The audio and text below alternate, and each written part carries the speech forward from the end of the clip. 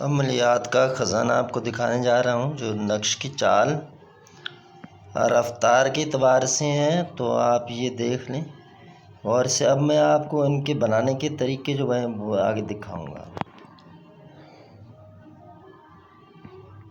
अब यहाँ पर आप देखें ये नक्श आगे ख़त्म हो रहे हैं। आप यहाँ से बनाने का तरीक़ार शुरू हो रहा है।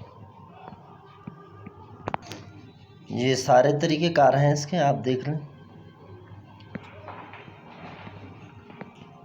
तो इसमें सारी चीज़ें ये जो आपने जमा करना है वो पहले से यहाँ पर है मौजूद हैं।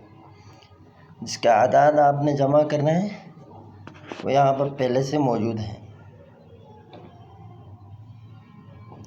किस टाइम बनाना है ये सब कुछ उन्होंने बता दिया है पहले से। ये सारी चीज़ें अगर आप पाबंदी से करेंगे तो ये सारे फ़वाइद जो हैं वो आपको हासिल होंगे।